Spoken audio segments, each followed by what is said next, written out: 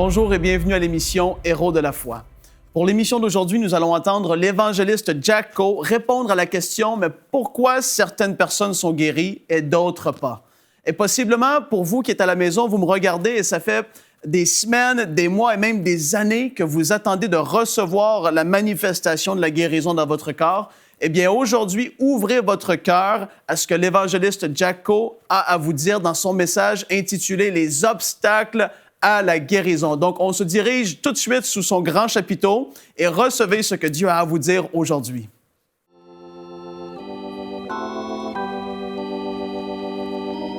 Jésus-Christ, le même hier, aujourd'hui et pour toujours.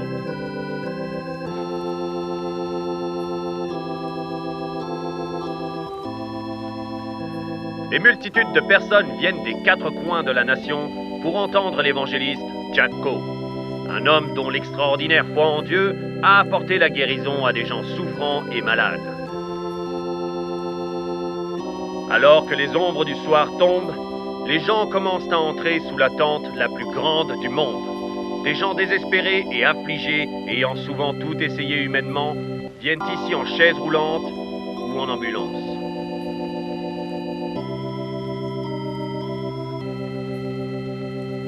Quelle est la signification de ces béquilles que l'on voit accrochées ici? D'où viennent-elles? Restez avec nous pendant les 30 prochaines minutes et vous connaîtrez la réponse. Alors que l'évangéliste Jack Coe, qui a prêché dans les tentes et les auditoriums les plus grands du monde, va prier la prière de la foi qui amènera la puissance de guérison divine dans le corps des personnes malades, ici sous vos yeux, leur permettant de quitter la tente en se réjouissant et en louant Dieu. Joignez-vous à nous alors que nous entrons dans la plus grande tente du monde pour assister à une réunion authentique, réelle, exactement comme elle s'est passée, sans aucune répétition. Et maintenant, nous vous présentons un homme de grande foi, le révérend Jack Coe. Vous savez, il y a des versets de la Bible que je voudrais vous lire.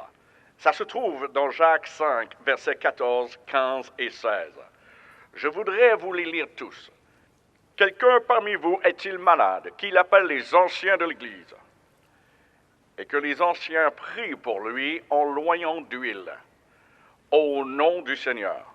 Et la prière de la foi sauvera le malade, et le Seigneur le relèvera. Et s'il a commis des péchés, ils lui seront pardonnés. Bien. Confessez vos fautes les uns aux autres, afin que vous soyez guéris. J'aime ça. Il est dit confessez vos fautes les uns aux autres. Après avoir répandu votre cœur devant Dieu et avoir mis tout péché hors de votre cœur et de votre vie avec Dieu, qu'avez-vous besoin de faire? Soyez réconciliés avec votre frère. Confessez vos fautes les uns aux autres. Ici, on nous parle d'enfants de Dieu, rachetés par le sang. Dites aux autres quel est votre problème. Dites aux autres en quoi vous échouez devant Dieu. Dites aux autres à quel point vous n'êtes pas à la hauteur. Et la Bible dit de confesser vos fautes et vos manquements envers Dieu, les uns aux autres. La Bible dit ce qui va arriver si vous le faites, afin que vous soyez guéris. Car il est dit, la prière fervente du juste agit avec une grande force. Qui de vous croit cela? Vous croyez ce verset? Vous savez bien souvent, la raison pour laquelle les chrétiens ne sont pas guéris, c'est parce qu'ils ont une rancune dans leur cœur envers quelqu'un d'autre. Vous devez prier jusqu'à ce que chaque rancune et chaque mauvais sentiment sortent de votre cœur. Quelqu'un a dit, eh bien frère Coe, vous dites que Dieu guérit les pécheurs? Je crois cela. Dans Marc au 16e chapitre, il est dit, ces signes accompagneront ceux qui auront cru, ils imposeront les mains aux malades qui sont les incrédules, et ceux-ci seront guéris. Mais Dieu ne guérira pas un tas de chrétiens qui savent comment vivre pour Dieu et comment marcher avec Dieu, qui savent ce qu'ils doivent faire pour que Dieu les guérisse, mais ne le font pas. Dieu ne guérira pas des chrétiens qui savent comment vivre mieux. Écoutez, Dieu attend beaucoup de celui à qui il a beaucoup donné. Et Dieu attend peu de celui à qui il a peu donné. Beaucoup de pasteurs m'ont demandé comment se fait-il que des pécheurs et des gens de mon église vont dans votre ligne de prière, ils ne vivent pas très près de Dieu. Et vous priez pour eux et Dieu les guérit juste comme ça. Alors que j'ai beaucoup de bons diacres, beaucoup de bons enseignants de l'école du dimanche et beaucoup de bons mondes laïcs qui viennent à mon église et paient leurs dîmes et vivent correctement, ils vont dans votre ligne de prière et repartent aussi malades qu'ils étaient. Et j'ai dit, ces pécheurs et ces gens qui savent qu'ils ne vivent pas avec Dieu comme ils le devraient, ils savent se repentir. Et Dieu aime celui qui se repent. Pierre savait se repentir. C'est pourquoi il était toujours touché par Dieu et Dieu entendait toujours sa prière. Il savait comment se repentir. Alléluia. Il enlevait tout ce qui pouvait nuire. Il y a beaucoup de bons enseignants de l'école du dimanche et beaucoup de bons diacres et beaucoup de gens comme ça qui ont de l'envie, de la malice, des conflits, de la jalousie et de la haine dans leur cœur contre quelqu'un d'autre. Et ils viennent dans ma ligne de prière et ils ne savaient jamais assez pour toucher le bord du vêtement. Vous devez vous abaisser vraiment si vous saisissez. Frayez votre chemin dans la foule et touchez le bord du vêtement. Confessez vos fautes. Ne tenez rancune à personne. S'il y a quelqu'un à qui vous tenez rancune, allez lui donner quelque chose que vous aimez vraiment. Ah non, je ne parle pas de lui donner quelque chose que vous ne voulez pas. Donnez-lui quelque chose que vous aimez. Si vous avez une chose que vous aimez vraiment, apportez-la et donnez-lui et dites, je veux vous donner ceci. Je vous garantis que vous allez vous mettre à aimer cette personne. Quelqu'un a dit, bien moi, il n'y a rien que je donnerai à cette vieille sœur. Premièrement, elle a parlé de moi. Eh bien, tu parles d'elle aussi, tu viens de le faire. Vous voyez ce que je veux dire? Et l'envie, la jalousie, la malice et les conflits s'accumulent dans votre cœur et font obstacle à Dieu et à ce que Dieu veut faire pour vous. Ma Bible dit, si nous marchons dans la lumière, comme lui-même est dans la lumière, nous sommes en communion les uns avec les autres et le sang de Jésus-Christ fait quoi? Nous purifie de tout péché.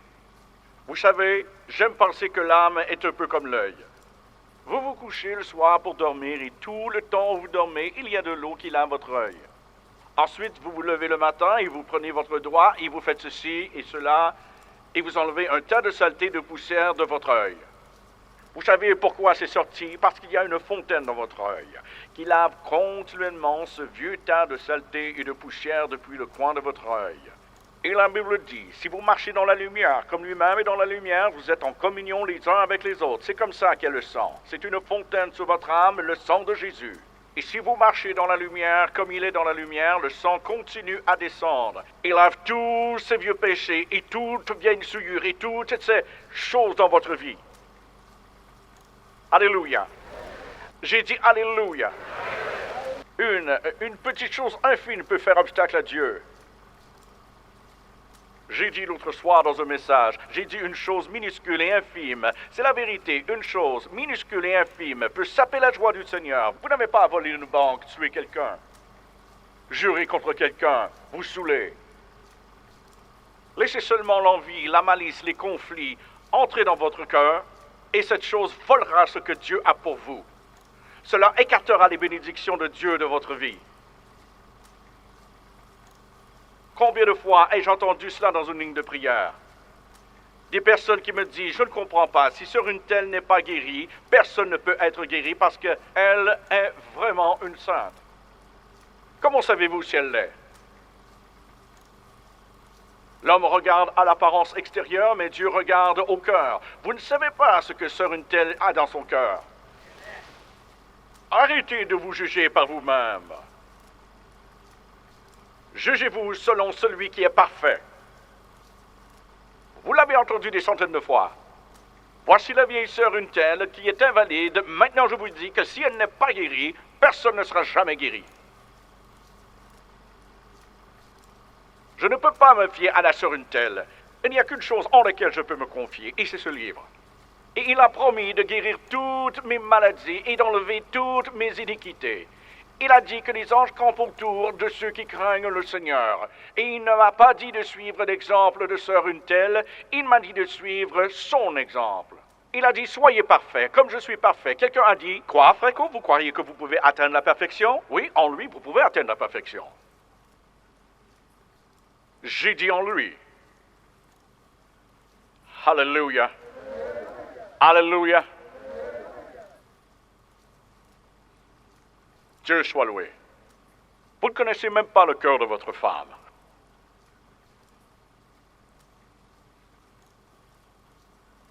Parce que vous regardez à toutes ses fautes. Vous regardez à toutes ses lacunes. Amen. Vous ne connaissez pas le cœur de votre mari. Vous ne connaissez pas les pensées qui lui traversent l'esprit. Quel droit avez-vous de vous lever et de dire, si Dieu ne les guérit pas, alors personne ne sera guéri? J'étais dans une réunion à Nederland, au Texas, une fois, et en revenant de l'église, un soir, le pasteur m'a dit, « Je ne comprends pas. Vous avez prié pour une femme ce soir à l'église qui est la pire ivrogne de la ville, Nederland, au Texas. Il a dit, elle est arrivée en marchant avec des béquilles, et tout le monde savait qu'elle était une ivrogne invétérée. Et elle s'est assise à l'autel et a donné son cœur à Dieu. Et vous avez prié pour elle.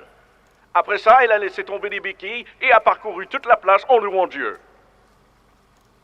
Alors dites-moi, pourquoi Dieu guérirait quelqu'un comme ça pendant que sœur Roland, dans mon église, a un bébé hydrocéphale? Et elle est la femme d'un diacre, et ils paient leur dîme, et ils viennent à l'église. Et il n'y a pas un couple plus pieux au monde que ce couple. Pourquoi Dieu ne guérit-il pas ce bébé? Et j'ai dit à ce pasteur, frère Metzger, regardez, je ne connais pas sa vie. Il a dit, mais moi oui. J'ai dit, non, c'est faux. Oh oui, je la connais, dit-il. C'est la seule femme, il est le seul homme en qui je peux placer toute ma confiance dans mon église. Et regardez ce qu'ils doivent traverser. Porter ce bébé hydrocéphale âgé de 8 ans qui ne marche pas, cette grosse tête, avec ce tout petit corps. L'enfant pleure toute la nuit durant, la mère doit rester debout avec lui, et il a dit, alors dites-moi pourquoi Dieu ne guérit pas ce bébé. Alors j'ai dit, je ne connais pas le cœur de la sœur Roland. Et vous ne le connaissez pas non plus. Il a dit, oh oui, je le connais, nous avons cessé d'en parler. Mais le matin suivant, à la réunion de prière du matin, la sœur Roland, pendant que l'Esprit de Dieu agissait, s'est levée avec des larmes coulant sur ses joues. Elle a dit, j'ai fait erreur. Elle a dit, j'ai murmuré, je me suis plaint parce que Dieu m'a donné un bébé hydrocéphale. Elle a dit, j'ai blâmé Dieu dans mon cœur et personne n'a jamais rien su de cela. Le pasteur ne le savait pas. Mon mari ne le savait pas. Elle a dit, j'ai été amère envers Dieu. Elle a dit, j'avais des reproches envers le pasteur. Elle a dit, frère Metzger, je veux vous demander de me pardonner.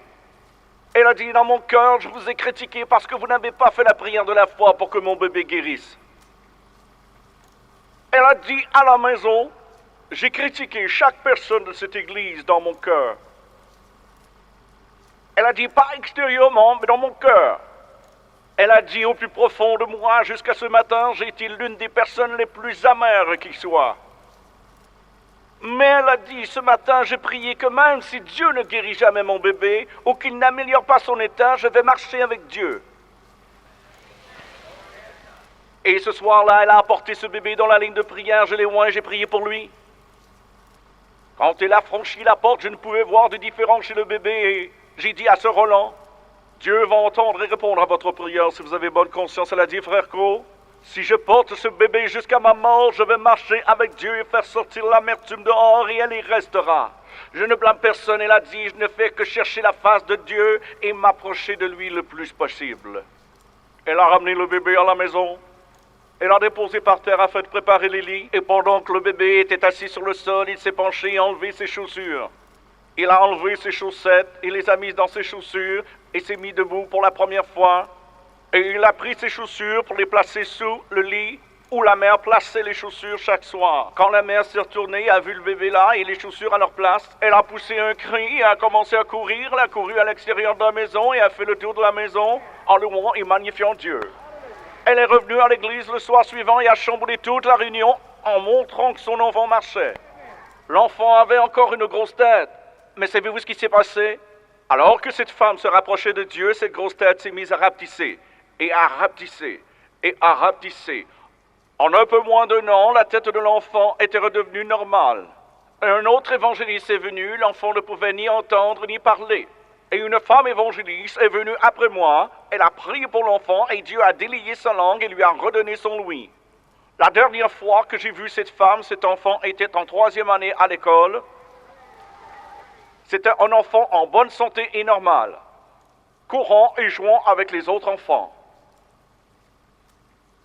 Elle a enlevé tout ce qui pouvait nuire. J'ai dit, elle a enlevé tout ce qui pouvait nuire. Si vous confessez votre cœur devant Dieu et que vous enlevez tout ce qui peut vous nuire, vous pouvez vous frayer un chemin et toucher le bord du vêtement et être guéri. La Bible dit, confessez vos fautes les uns aux autres et priez les uns pour les autres, afin que vous soyez guéris. Voulez-vous être guéri? Vous l'avez entendu, débarrasse-toi de tout ce qui ne va pas dans ta vie. Et ça, c'est ce que l'évangéliste Co a conseillé à tous ceux qui l'ont entendu. Débarrassez-vous de tout ce qui ne va pas dans votre vie. Et puis en fait, l'attitude de Jésus vis-à-vis des choses qui ne devaient pas être là dans sa vie, je veux dire, c'était clair, il était radical. Et dans Jean, chapitre 14 et le verset 30, Jésus avait dit « Je ne parlerai plus beaucoup avec vous, car le prince du monde vient. Et il n'a rien en moi. Il n'a rien en moi. » Et ça, c'était l'attitude de Jésus vis-à-vis du péché, vis-à-vis des choses qui auraient pu lui laisser entrer dans sa vie. Parce que je vous rappelle, ici sur la terre, il s'était dépouillé de ce qui faisait de lui Dieu. Il a vécu ici 100% homme, malgré qu'il était Dieu, mais il s'est dépouillé de ce qui faisait de lui un super-humain. Il était comme vous et moi. Et il a dit, « Satan n'a rien en moi. Il n'y a pas de place dans ma vie. » Et ça doit être l'attitude qu'on doit avoir dans chacune de nos vies. Et pour arriver là, je crois que ce qui est important, c'est de dire à Dieu, en fait, le psaume 139 dit, le verset 23, « Sonde-moi, ô Dieu, et connais mon cœur.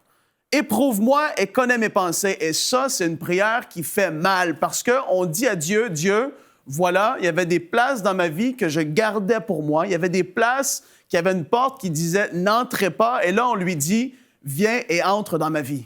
Je me mets devant toi et montre-moi ce qui ne va pas en moi. S'il y a des choses qui sont là qui ne devraient pas être là, Dieu, montre-les-moi. Je veux le savoir parce que je veux progresser. » Et Dieu, dans sa bonté, dans sa grâce, dans son amour, il va commencer à révéler des choses. Et le verset 24 dit, « Regarde si je suis sur une mauvaise voie et conduis-moi sur la voie de l'éternité. » Et ça devrait être la prière de chacun de nous. Si ça fait des années que vous attendez la manifestation de la guérison dans votre corps, peut-être qu'il est temps de se poser des questions. Possiblement, ce n'est pas que vous n'avez pas la foi, entre guillemets. Des gens vont dire ça, c'est faux. Nous avons la foi. Mais parfois, il y a ce qu'on appelle des portes ouvertes. Et même si des gens reçoivent la guérison à une réunion parce qu'il y avait la puissance de Dieu était là, on l'a vu dans le passé. Et c'est des témoignages que les gens ont dit eux-mêmes. Ils ont dit, mais j'ai reçu une guérison. Mais le manque de pardon, l'amertume qui était là, toutes ces choses qui devaient sortir de leur vie ont fait que la porte est restée ouverte et la maladie est venue se réinstaller en eux. Et ça, c'est un fait, c'est comme ça. Et on l'a vu, et le frère Co en a parlé par rapport à cette dame, et son petit enfant, elle a dit, « Dieu, je t'en veux plus. Peu importe ce qui arrivera, moi, je te sers, je te suis tout au long de ma vie. » C'est l'attitude qu'elle avait. Et justement, Éphésiens, chapitre 4, et les versets 30 à 32 nous disent, « N'attristez pas le Saint-Esprit de Dieu par lequel vous avez été marqués d'une empreinte pour le jour de la libération. » Le verset 31, « Que toute amertume, toute fureur, toute colère, tout éclat de voix, toute calomnie et toute forme de méchanceté disparaissent du milieu de vous. » Et ça, ce n'était pas un conseil, c'était un commandement. Que toute l'amertume, la fureur, la colère, toutes ces choses-là, que ça disparaisse. Et au verset 32, ça nous dit « Soyez bons et pleins de compassion les uns envers les autres. Pardonnez-vous réciproquement comme Dieu nous a pardonné en Christ. » Et aujourd'hui, on veut se focaliser sur le manque de pardon parce que c'est ce que l'évangéliste Co a touché. S'il y a du manque de pardon dans votre vie, vous le savez. Vous n'avez parfois même pas à demander à Dieu « Sonde mon cœur et vois s'il y a quelque chose qui ne va pas. » En fait, vous le savez et vous faites juste le retenir. Je veux vous encourager, relâchez aujourd'hui. Relâchez et que cette déclaration puissante de Jésus soit la vôtre. « Satan, Tu n'as rien en moi, c'est fini. Je suis Dieu. Peu importe les choses qui m'ont arrivé dans le passé, les affaires qui se sont produites, moi, je décide que je relâche le pardon. Je fonce avec toi. Oui, Dieu, je m'accroche à toi et je pardonne à ceux qui m'ont fait du mal. Ça, c'est l'attitude que Dieu veut qu'on ait. Donc, on va aller retrouver l'évangéliste Co et regarder ce que Dieu a fait sous son grand chapiteau. Et soyez encouragés dans ce que vous traversez. Dieu est avec vous et il veut que vous avanciez de gloire en gloire. Donc, allons voir l'évangéliste Jack Co. Allez, ouvrez la bouche et que cet ordre résonne avec foi en Dieu, tous ensemble.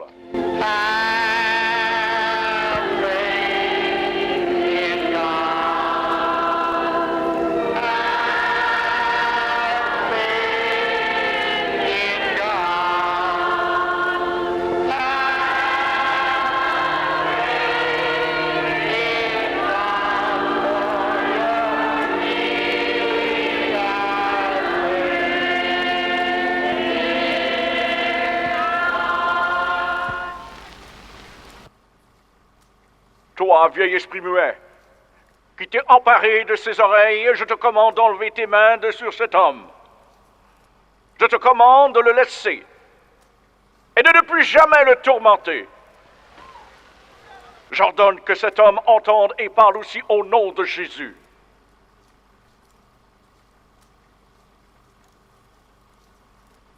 Juste une minute.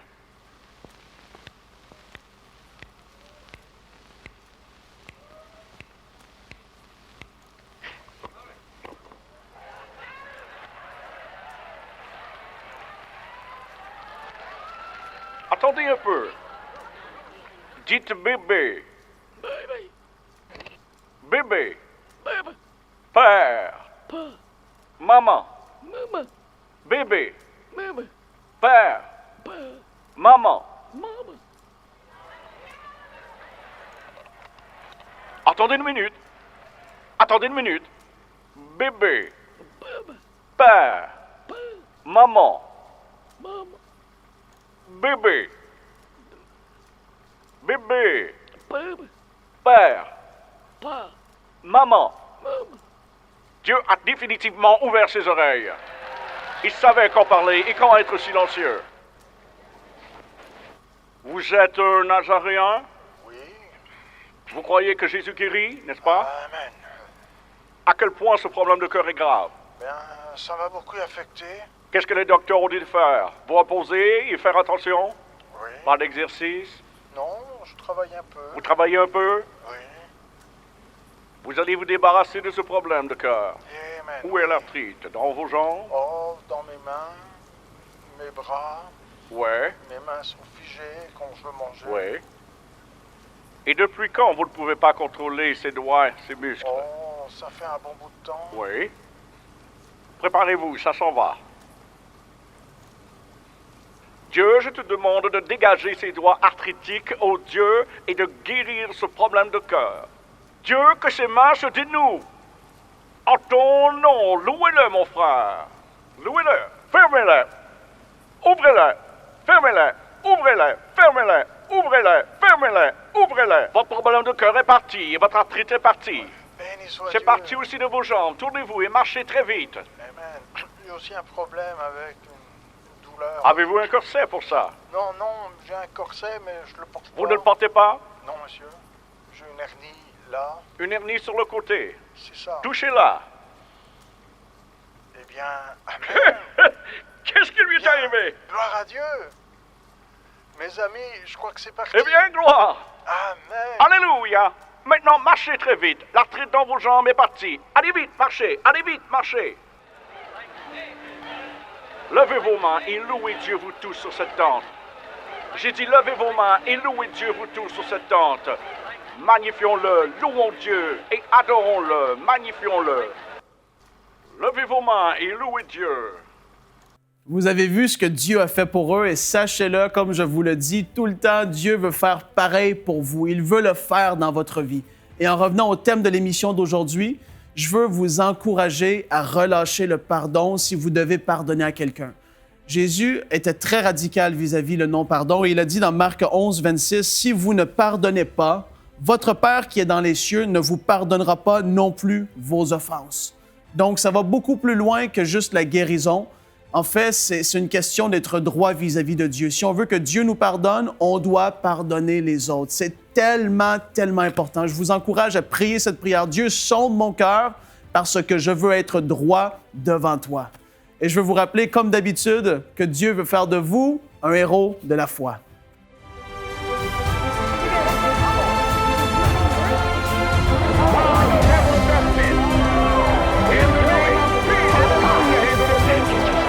Save his soul. Will you back like this?